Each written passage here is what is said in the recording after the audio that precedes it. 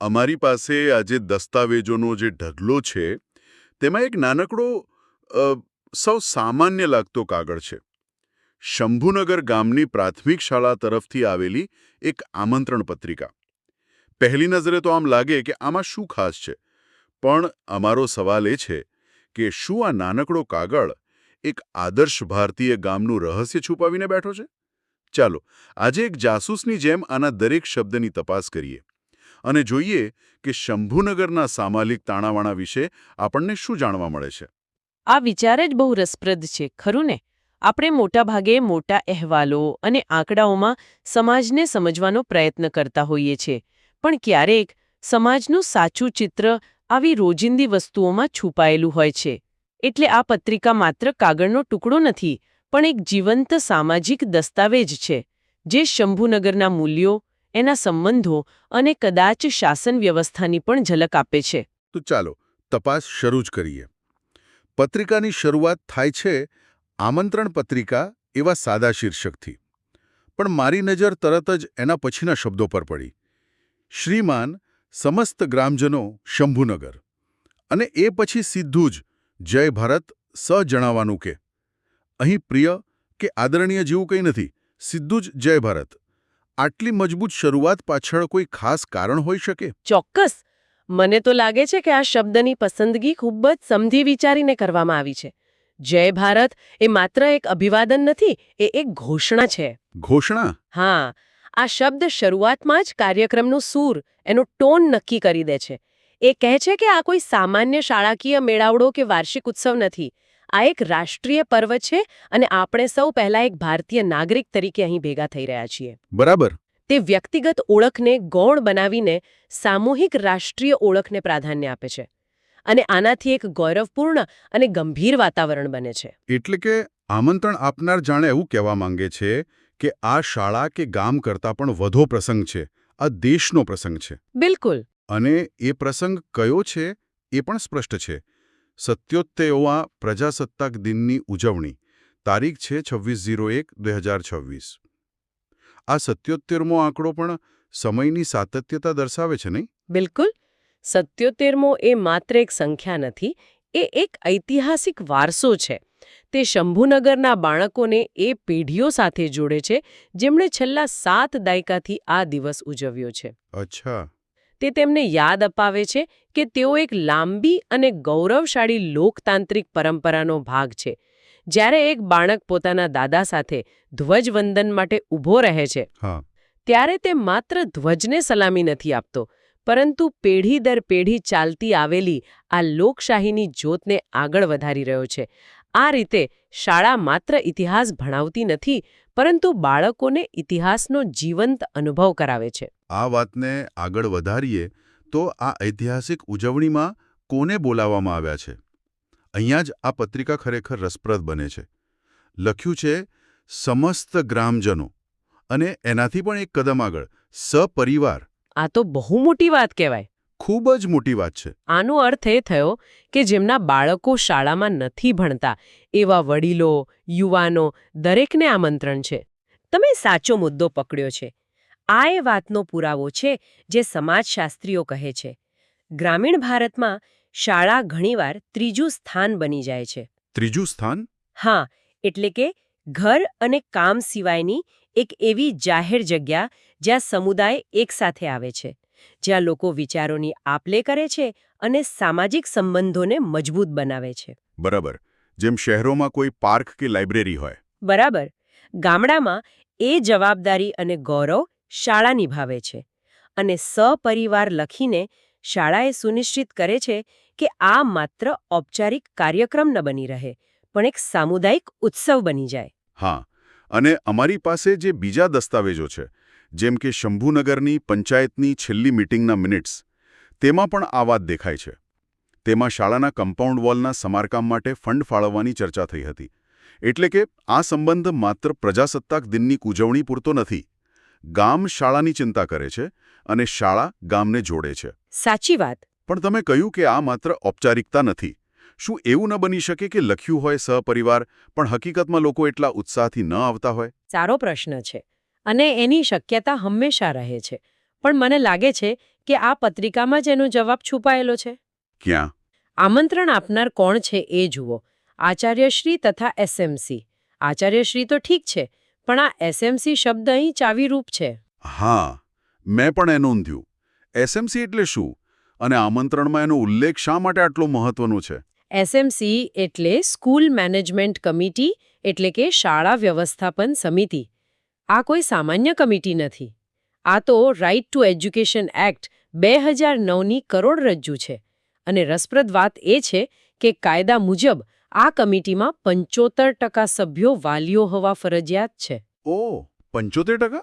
હા, બાકીના 25%માં શિક્ષકો, સ્થાનિક પ્રતિનિધિઓ અને આચાર્ય હોય છે. તો આનો અર્થ એ થયો કે શાળાના મોટાભાગના નિર્ણયો વાલીઓ પોતે જ લે છે. આ તો શિક્ષણમાં વિકેન્દ્રિત શાસનનું ઉત્તમ ઉદાહરણ છે. બરાબર. તેથી જ્યારે આમંત્રણમાં એસએમસીનું નામ હોય ત્યારે એ માત્ર ઔપચારિકતા નથી. એનો સીધો અર્થ એ છે કે પ્રજાસત્તાક દિનની ઉજવણીનો નિર્ણય અને આયોજન કોઈ એક આચાર્યએ પોતાની ઓફિસમાં બેસીને નથી કર્યું. અચ્છા? આ નિર્ણય શંભુનગરના માતાપિતાએ, ગામના લોકોએ સામૂહિક રીતે લીધો છે. આને સમુદાયની માલિકી કહેવાય. Community ownership. હા, જ્યારે ગામના લોકોને લાગે છે કે આ અમારી શાળા છે અને આ અમારો કાર્યક્રમ છે, ત્યારે તેમની ભાગીદારી માત્ર કાગળ પર નથી રહેતી, પણ વાસ્તવિક બને છે. અને આ જ કારણ છે કે સહપરિવારનું આમંત્રણ અહીં પોલું નથી લાગતું. વાહ! એટલે કે જે લોકો નિર્ણય લે છે એ જ લોકો ગામમાં જઈને બીજાને આમંત્રણ પણ આપે છે. આનાથી તો ભાગીદારી વધવાની જ છે. તો આપણે જોયું કે આયોજનમાં આખા સમુદાયનો હાથ છે. પણ આટલી મહેનત તેઓ કયા કાર્યક્રમ માટે કરી રહ્યા છે? પત્રિકામાં ફક્ત 2 જ શબ્દો લખ્યા છે: ધ્વજવંદન. અને સમય પણ ખૂબ ચોક્કસ છે. સવારે 8 કલાકે. સમયની પસંદગી પણ સાંકેતિક છે. સવારનો સમય શિસ્ત, તાજગી અને નવી શરૂઆતનું પ્રતીક છે. ખાસ કરીને ગ્રામીણ પરિપ્રેક્ષ્યમાં, જ્યાં દિવસ ખેતીના કામ સાથે વહેલો શરૂ થાય છે. બરાબર. ત્યાં સવારે 8 વાગ્યાનો સમય એ દર્શાવે છે કે ગામના લોકો પોતાના રોજિંદા કામ શરૂ કરતા પહેલા રાષ્ટ્ર પ્રત્યેની પોતાની ફરજને પ્રાથમિકતા આપી રહ્યા છે. આ તો એક મૌન સંદેશ છે. હા, કે દેશનું સન્માન એ સર્વોપરી છે. તે કાર્યક્રમને એક ગંભીરતા અને મહત્વ આપે છે. અને આખી પત્રિકા જે રીતે પૂરી થાય છે એમાં પણ એક પ્રકારની ઉષ્મા છે. અંતમાં લખ્યું છે, આપ શ્રી આ કાર્યક્રમમાં સપરિવાર ઉપસ્થિત રહેવા માટે શાળા પરિવાર વતી હાર્દિક આમંત્રણ પાઠવીએ છીએ.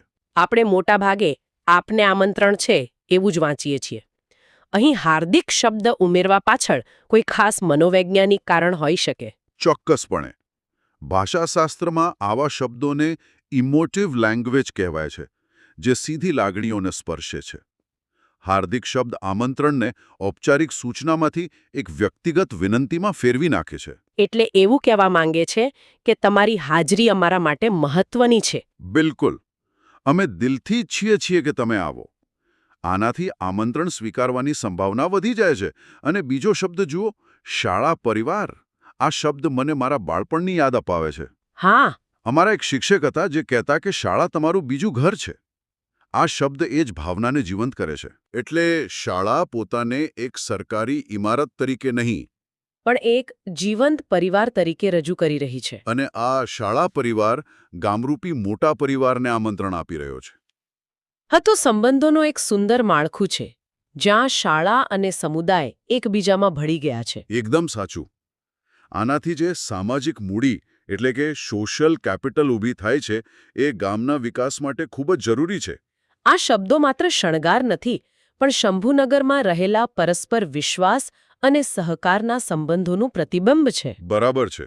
જ્યારે શાળા પોતાને પરિવાર કહે છે, ત્યારે તે જવાબદારી અને સ્નેહ બંનેનો સ્વીકાર કરે છે. તે ગામને ખાતરી આપે છે કે તેમના બાળકો સુરક્ષિત અને પ્રેમાળ વાતાવરણમાં છે. તો આખી ચર્ચાને અંતે આપણે આ નાનકડી આમંત્રણ પત્રિકામાંથી શું તારવી શકીએ? મને લાગે છે કે આ માત્ર 26 જાન્યુઆરીના એક કાર્યક્રમની સૂચના નથી. આ શંભુનગર ગામના સામાજિક, શૈક્ષણિક અને અલોકતાંત્રિક સ્વાસ્થ્યનો એક એક્સરે છે. તમે એને બરાબર રીતે સારાંશ આપ્યો. જય ભારતથી શરૂ કરીને રાષ્ટ્રીય ઓળખની સ્થાપના, હા, શાળા પરિવાર અને હાર્દિક આમંત્રણ દ્વારા લાગણીશીલ સંબંધોનું નિર્માણ. આ પત્રિકાનો દરેક શબ્દ એક વાર્તા કહે છે. સાચી વાત. તે દર્શાવે છે કે પાયાના સ્તરે લોકશાહી અને નાગરિકતાના મૂલ્યો માત્ર પુસ્તકોમાં નથી, પરંતુ આવી જીવંત પરંપરાઓ દ્વારા ટકી રહે છે અને મજબૂત બને છે. આના પરથી એવું પણ કહી શકાય કે શંભુનગરની શાળા માત્ર અક્ષર જ્ઞાન નથી આપતી, પરંતુ સારા અને જવાબદાર નાગરિકોનું ઘડતર પણ કરી રહી છે. અને એ પણ આખા સમુદાયને સાથે રાખીને. આ સામુદાયિક શિક્ષણનું એક ઉત્કૃષ્ટ મોડલ છે, જે કદાચ ઘણી મોટી અને શહેરી શાળાઓ માટે પણ પ્રેરણારૂપ બની શકે છે. સાચી વાત. આ ચર્ચાના અંતે એક વિચારવા જેવો પ્રશ્ન મૂકી શકાય. બોલો. જો એક સાદી આમંત્રણ પત્રિકા આપણને એક સમુદાયના મૂલ્યો, તેની સામાજિક રચના અને શાસન વ્યવસ્થા વિશે આટલું બધું કહી શકતી હોય, તો આપણી આસપાસના રોજિંદા દસ્તાવેજોમાં આપણા સમાજની કેવી અજાણી વાર્તાઓ છુપાયેલી હશે. જેમ કે કોઈ દુકાનનું બિલ, બસની ટિકિટ, લગ્નની કંકોત્રી, કે પછી સોસાયટીના નોટિસ બોર્ડ પર લાગેલી કોઈ સામાન્ય સૂચના. બરાબર. એ દરેકમાં એક ભાષા, એક માળખું અને એક છુપો સંદેશ હોય છે. કદાચ આપણે આપણી આસપાસની આ નાની નાની વસ્તુઓને વધુ ધ્યાનથી જોવાની અને વાંચવાની જરૂર છે. તેમાં આપણને આપણા સમાજનું એવું પ્રતિબિંબ જોવા મળી શકે છે જે મોટા અરીસાઓ પણ નથી બતાવી શકતા.